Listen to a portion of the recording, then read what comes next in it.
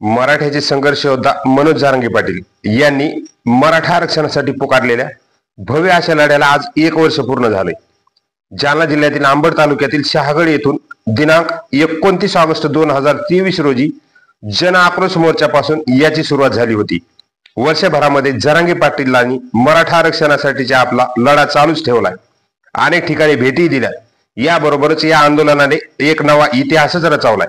विशेष म्हणजे जरांगे पाटील यांनी मराठा आरक्षण आंदोलनापुढे कुठलीच तडजोड केली नाहीये। तसेच आपल्या इतर कुठल्याही गोष्टीला महत्त्व न देता प्रथम प्राधान्य हे मराठा आरक्षणाला दिले।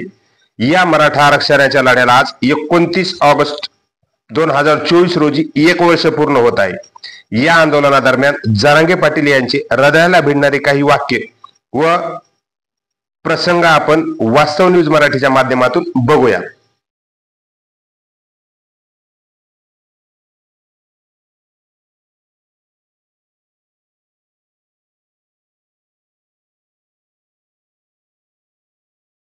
मराठ्यांचा कोणा पट्ट्यातल्या मराठ्यांनी गोष्ट लक्षात ठेवा। तुम्हाला शांततेचा मार्गानं मी सगळे मिळून देणार आहे।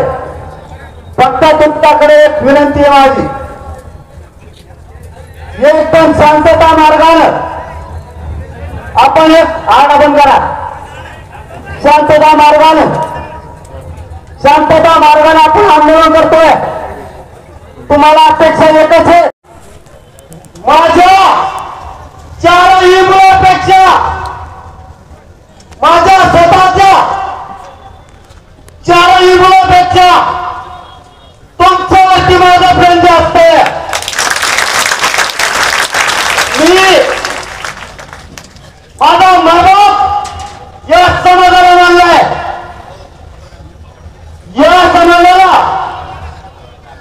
या समाजाला न्याय दिल्याशिवाय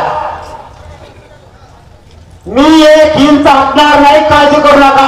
आणि पुन्हा एकदा आपल्या सगळ्यांना या ठिकाणी धन्यवाद देतो। जय हिंद, जय महाराष्ट्र। लवकर म्हणजे किती दिवसात?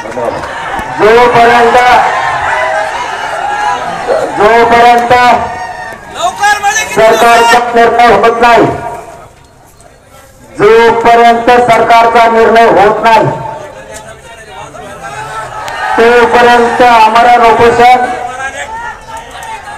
तोपर्यंत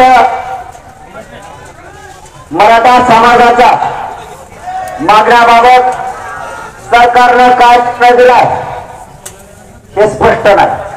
त्यामुळे ऐका त्यामुळे आपण मराठा समाजाच्या पदरात आलेली संधी वायाला घालवायची नाही। मराठा समाजाला मराठवाड्यातल्या आरक्षण मिळण्यासाठी समिती काम करत होती, तिने अहवाल दिला नाही दिला माहित नाही, दिला ओके पॉझिटिव्ह सांगितलं की आज समितीने अहवाल दिला। मी मात्र तुम्ही केलेलं काम त्यावर मी समाधानी नाही। जिथं माझ्या मराठ्याचं समाधान असेल तिथं मला समाधान। त्यामुळं मी आता लगेच आंतरवाली गावात जाऊन या मराठा समाजात म्हणून आमरण उपोषण सुरू करत आहे। तुम्ही सरकारला आत्ता सांगावं, हे उपोषण सुरू झाल्यापासून म्हणजे आजच्या 1 वाजल्याच्या वेळेपासून लगेच कामाला लागा, लगेच कामाला। पूर्ण शांततेत का आधी पूर्ण तुम्हाला जितके तुम्ही भावनिक आहेत, जितका तुम्हाला न्याय मिळावा तो भावना मला सुद्धा तेवढेच काय पाहिजे। मग रात्र दिवस मी तुमच्या गावागावात येऊन भावांना माझी फक्त भावना समजून घ्या। जितका रोष तुमच्या मनात आरक्षणासाठी तितकाच माझा आहे। म्हणून घर घर हिंडतो मी, घर घर मराठ्यात। त्यामुळं शांतता मार्गानं आरक्षण मी तुम्हाला मिळवून देणार। सरकारला तुम्ही आता निरोप द्या। आमरण प्राणांतिक आमरण उपोषण सुरू झालं। एक तर माझी अंत्ययात्रा निघणार नसता, मराठ्यांची आरक्षणाची विजय यात्रा निघणार। सरकारनं तातडीनं निर्णयाच्या मागे लागावं. गोट्या पट्ट्यात खरं नाही म्हणूनच मी उपोषणला बसायला, मी त्यांच्यावर विश्वास ठेवायला नाही. सरकारचा जर खोटं असतं तर मी म्हणलो असतो मी नाही बसत उपोषणाला. मी ठामपणाने सांगितलंय सरकारने आज निर्णय घ्यायचा, नाही घेतला तर उपोषण सुरू. कारण मला कोणत्याच मराठ्याला त्रास आता होऊ द्यायचा नाही. कारण मला तोपर्यंत सरकारनं तातडीनं आरक्षणाचा निर्णय घेऊन आम्हाला उपोषण सोडवण्यासाठी यावं. जर काही परिस्थिती झाली माझी, हे माझा आग्यामावर विनाकारण सरकारच्या डोक्यात शिरल्याशिवाय राहणार मी आणि माझा समाज, मी आणि माझा गोटा पट्ट्यातला समाज समाजाशी प्रामाणिक आहे, त्यांच्या भावनेशी प्रामाणिक. आम्हाला आरक्षणाशिवाय काय नको. तुम्ही किती बारा निवडून या, तुम्ही किती बारा पडा, तुम्हाला आरक्षण देणार, 100% देणार. त्याच्यात कसली शंका बाळगू नका. मी उठणार नाही. एकतर माझ्या अंतरात्र निघल, नसता मराठ्यांच्या आरक्षणाची विजय यात्रा निघल. हे मुख्यमंत्री साहेबांनी समजून घ्यायचं आहे. मराठा बांधवांनी काही निरोप आला तरी शांततेचं जायचं. माझा शब्द मोडायचा नाही. मी तुमच्यासाठी काही करायला तयार आहे, फक्त माझा शब्द मोडायचा नाही. मी तुमचा कधीच मोडणार नाही. इथून 22 वर्षात मोडला पण नाही. म्हणून तुम्ही एवढ्या संख्येने आला. आता त्यांचा काय निरोप आहे आपण ऐकूया.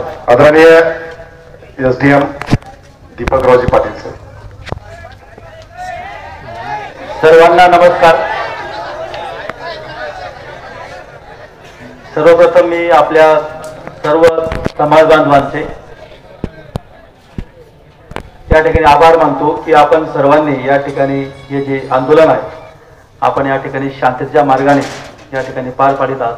त्याबद्दल मी आपल्या सर्व पदाधिकाऱ्यांचे, मनोज जरांगे पाटील साहेबांचे आणि सर्व समाज बंधू आणि भगिनीचे, या सगळ्यांचे प्रशासनाच्या वतीने आभार मानतो. या ठिकाणी जरांगे पाटलांनी जे निवेदन शासनाला दिलेलं आहे त्या संदर्भात आम्ही गेल्या 8 दिवसापासून स्वतः पाटील साहेबांशी आम्ही संपर्कात आहोत.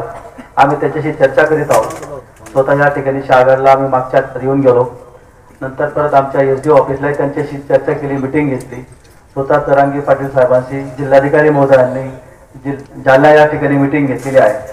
आणि आपल्या ज्या भावना आहेत, आपल्या ज्या मागण्या आहेत, या शासन स्तरावर त्या ठिकाणी पाठवल्या गेलेल्या आहेत.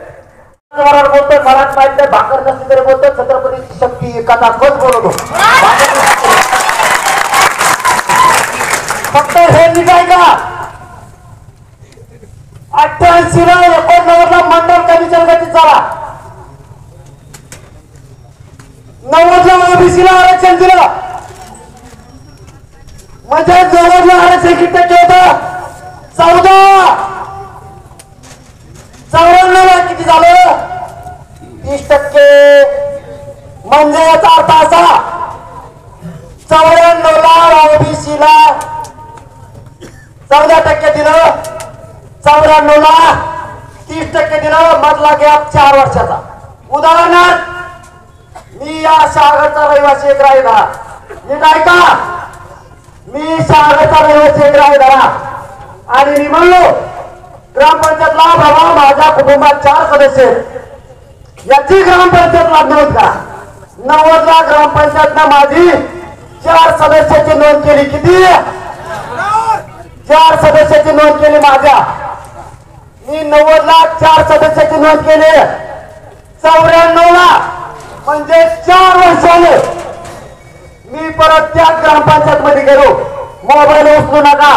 परत म्हणतात मला ऐकायला आलं तू काय सांगत होता, तू तोला आणलं, तोला शेंगा आणल्या, मला मिळत नाही लागला. तुम्ही मोबाईल मध्ये बोलणार.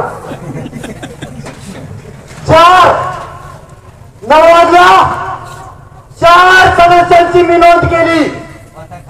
94 त्याच ग्रामपंचायत मध्ये मी गेलो भावांनो. आणि मी 94 ला काय सांगितलं 4 वर्षांनी माहितीये का? 60 माझ्या 60 सदस्य त्याची नोंद करा अरे 4 वर्षात 60 झालं नाही का? फॅक्टरी टाकली का? म्हणजे 90ला 14% आरक्षण, 4 वर्षात 54 संख्या लगेच 60%. 4 वर्षात असं काय घडलं की 60 सदस्य 4 वर्षात झाले?